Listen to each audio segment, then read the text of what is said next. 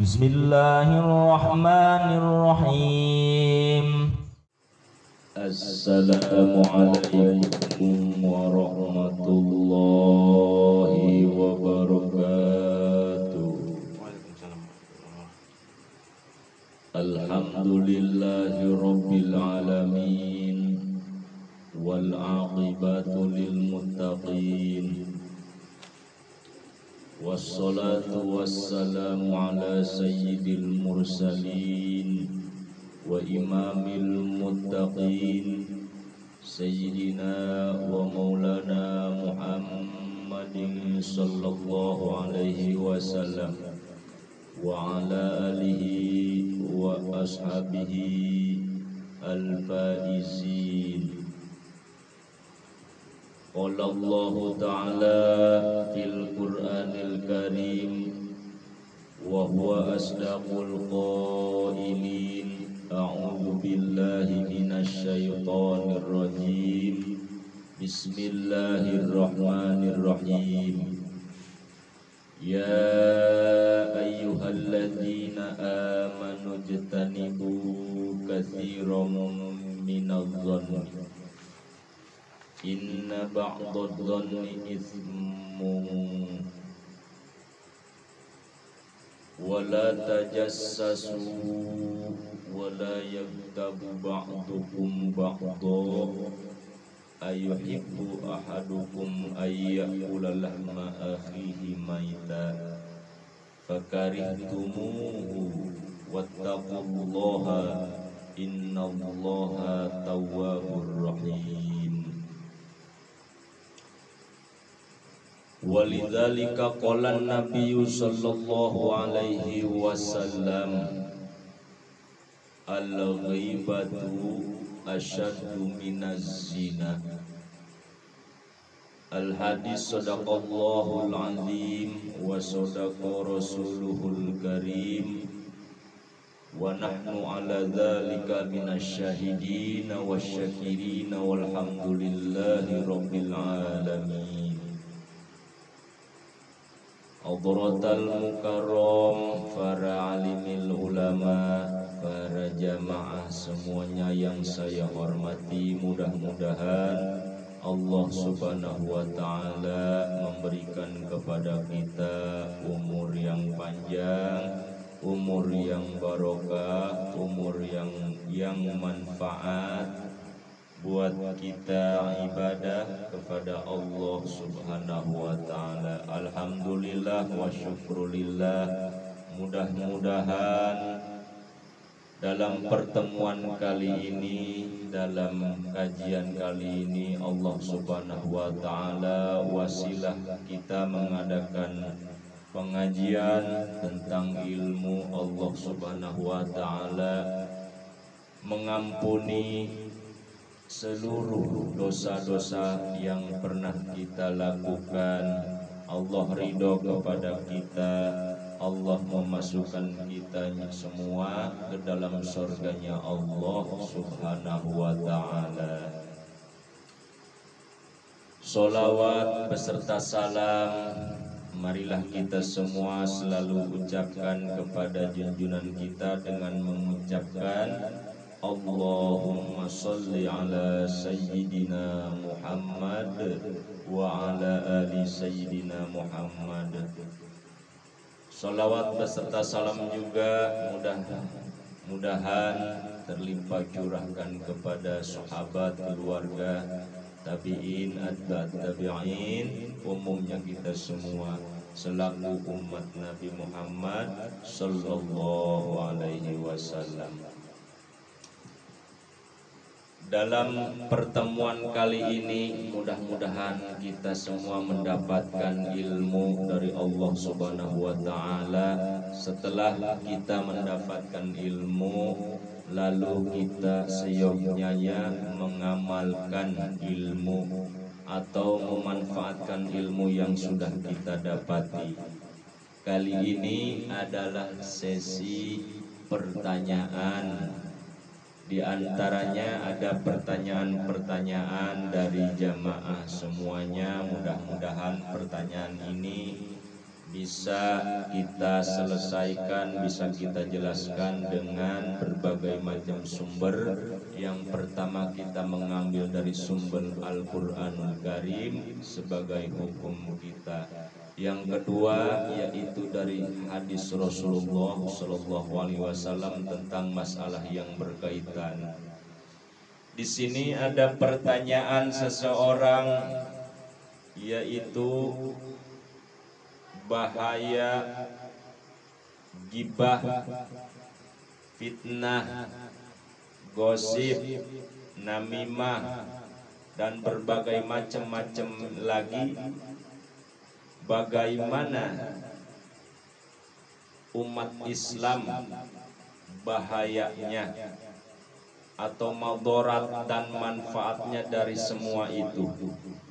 Ada sebab, ada akibat. Ada bahaya karena kita gegabah.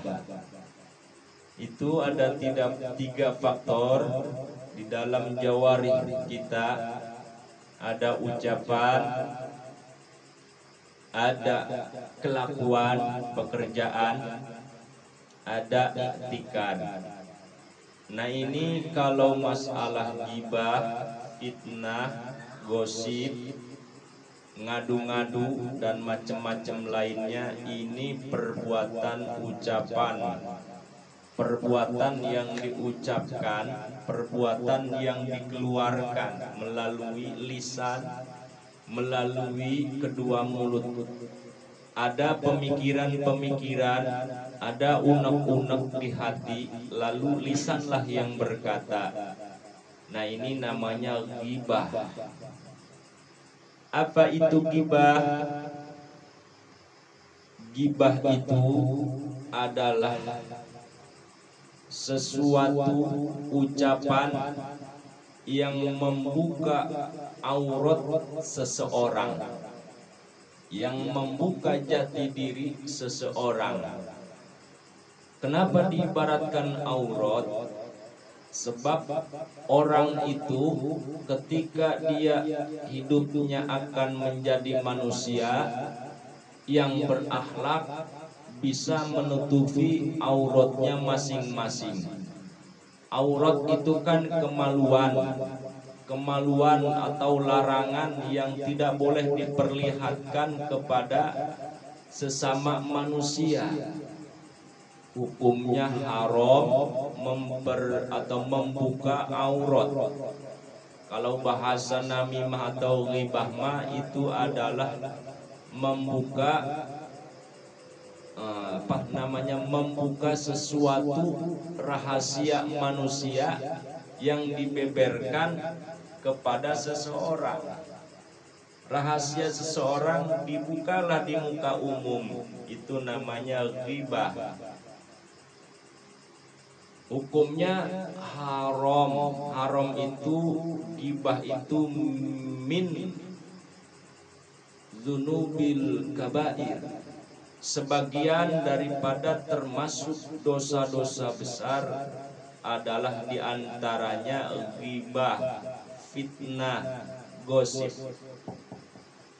Kalau fitnah, artinya fitnah adalah membeberkan perlakuan atau sifat seseorang yang dimana itu seseorang tidak melakukannya apa yang diucapkan si A.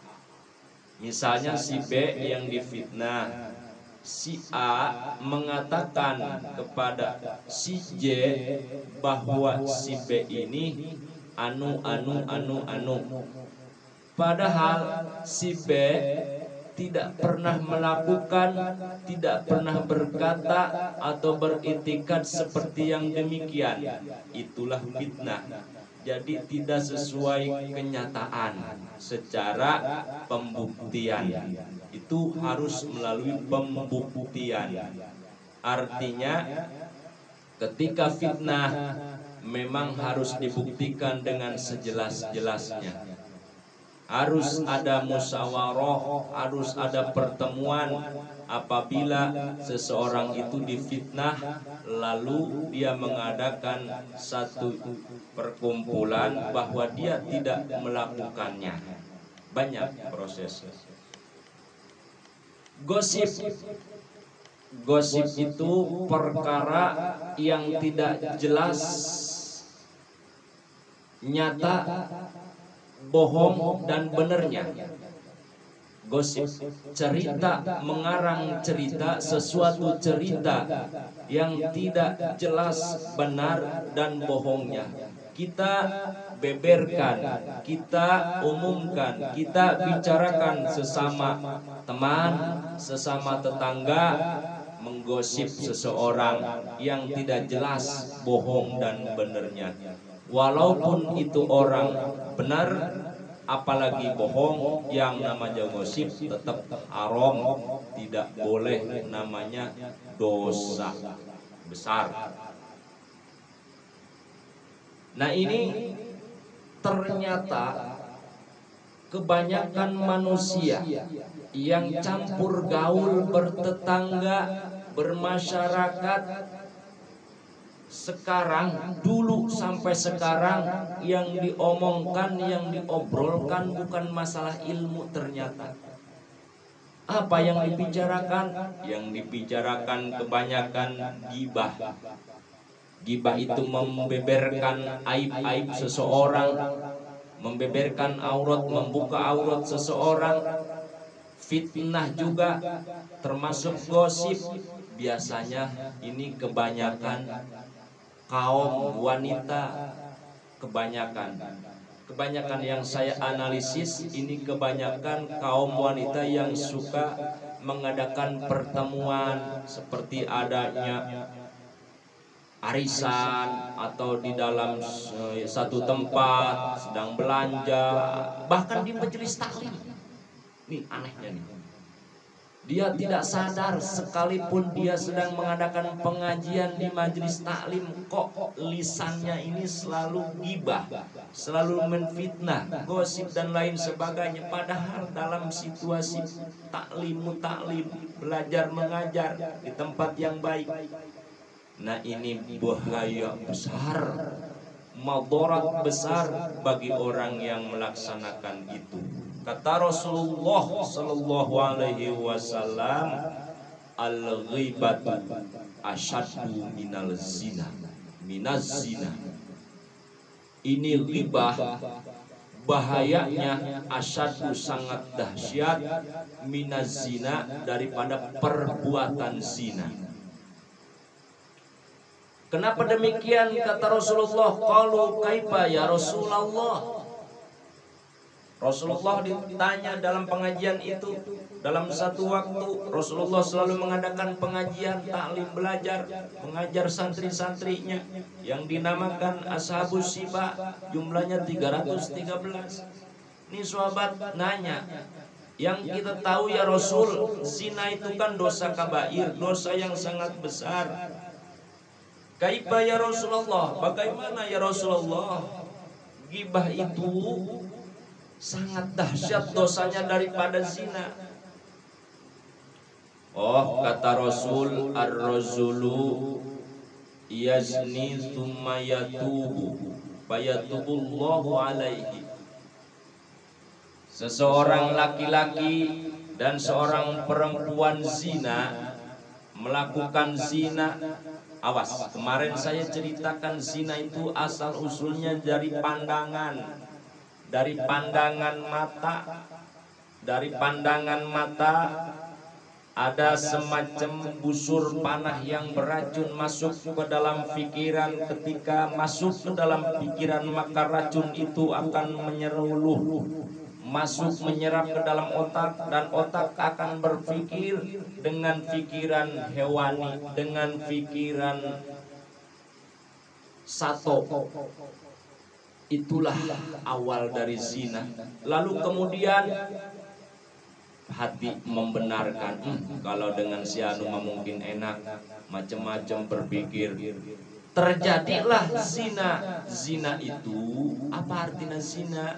zina itu adalah perbuatan yang terlarang di luar nikah, perbuatan yang diharamkan tidak melalui pernikahan secara sah, itu namanya zina. Kenapa demikian kata Rasulullah?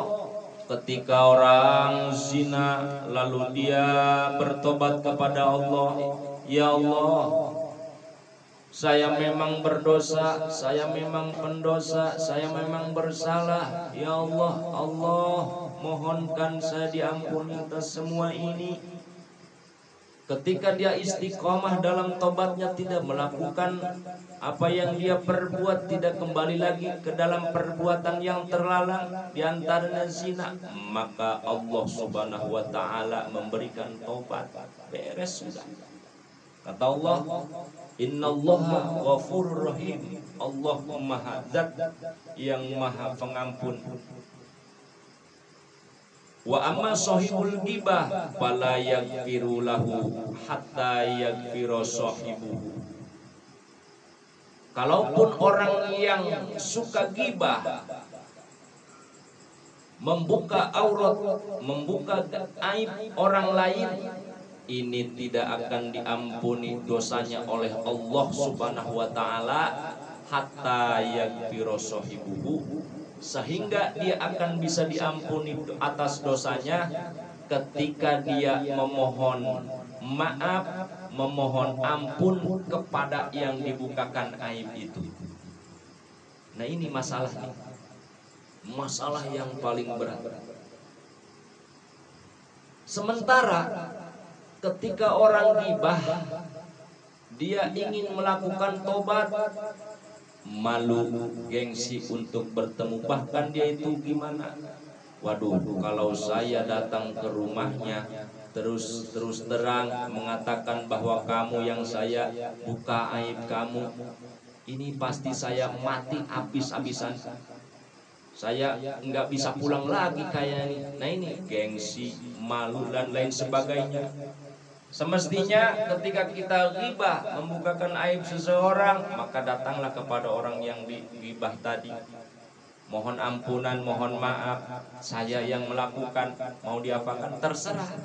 Itu baru bisa Allah memaafkan ketika orang itu memaafkan. Kalau orang itu tidak memaafkan, Allah belum bisa memaafkan. Jadi intinya ada di tangan orang yang dibuka aib, masalah dosa itu. Ke bawah mati, ini juga masalah. Ke bawah mati, maka nanti di alam barzah, di alam kubur bisa pertanggungjawabannya sangat berat. Annal ghibata minal kabair.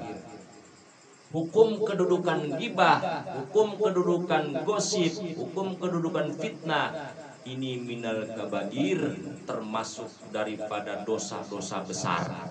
Dosa besar itu tidak bisa hilang oleh kita melakukan wudu.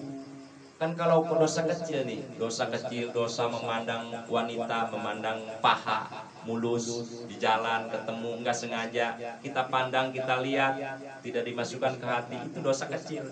Pulang ke rumah wudu, istighfar, habis deh dosa itu. Tetapi kalau ghibah, kalau namimah, kalau ngadu-ngadu, kalau gosip dan lain sebagainya, ini minal kabair, daripada dosa gede. Tidak bisa diampuni itu semua dosa ketika dia ghibah.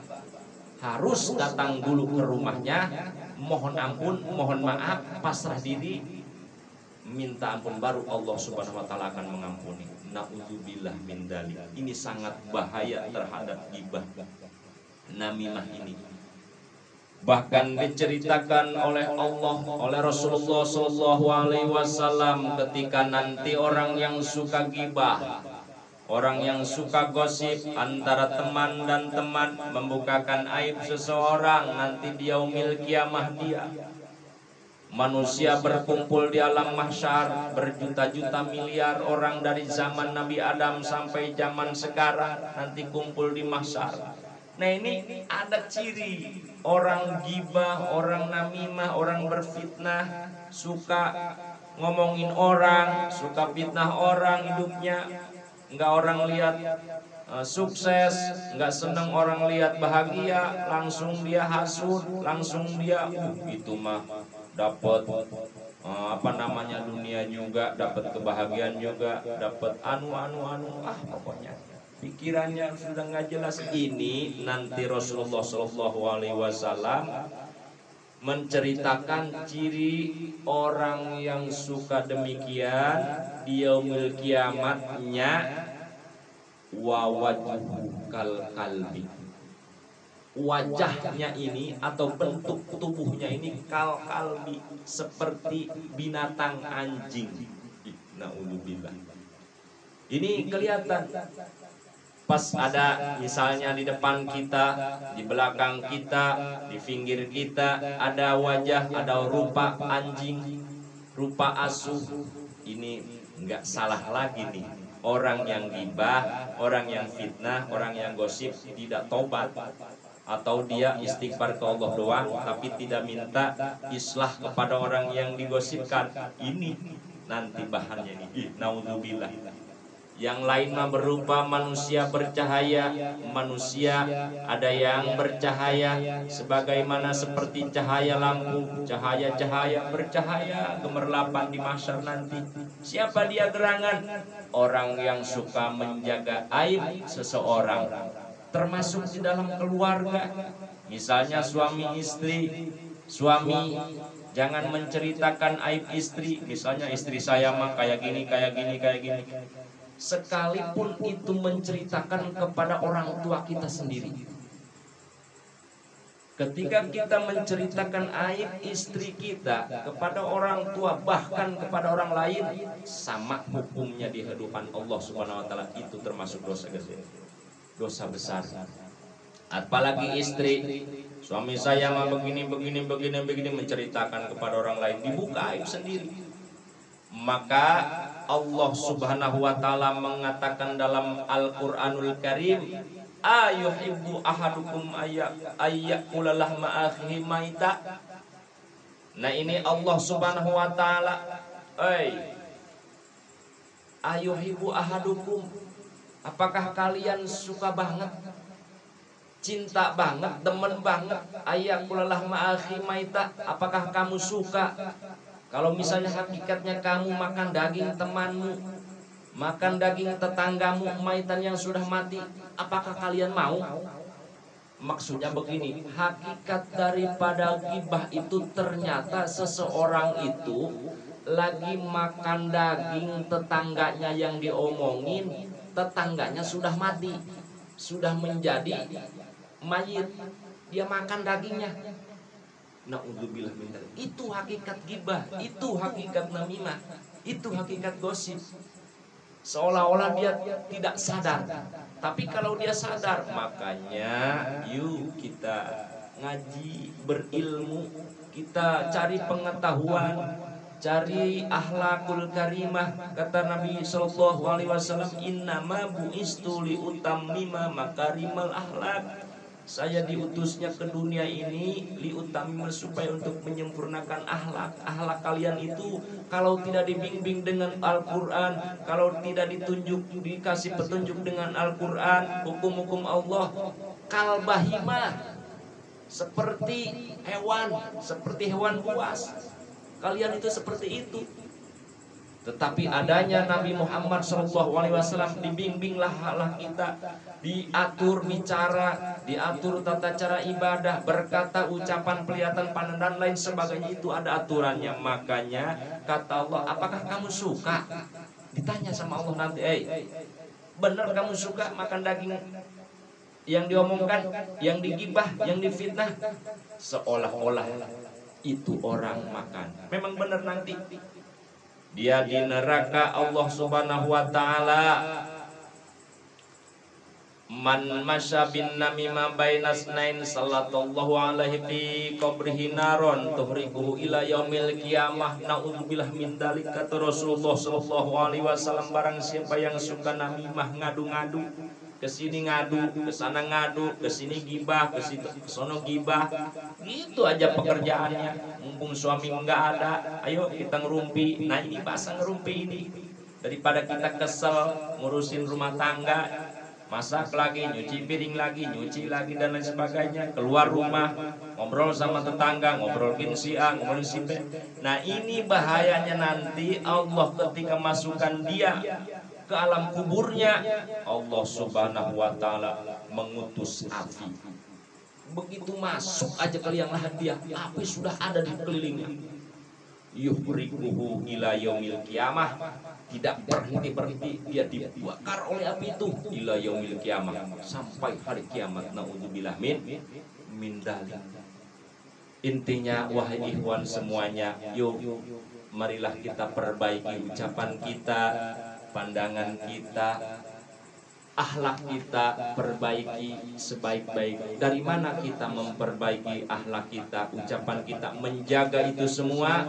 Itu lain tiada lain adalah dari ilmu pengetahuan, ilmunya Allah Subhanahu wa taala. Maka nanti ada sambungan dari kajian ini, bagaimana caranya kita mencari pengetahuan di zaman mutakhir ini.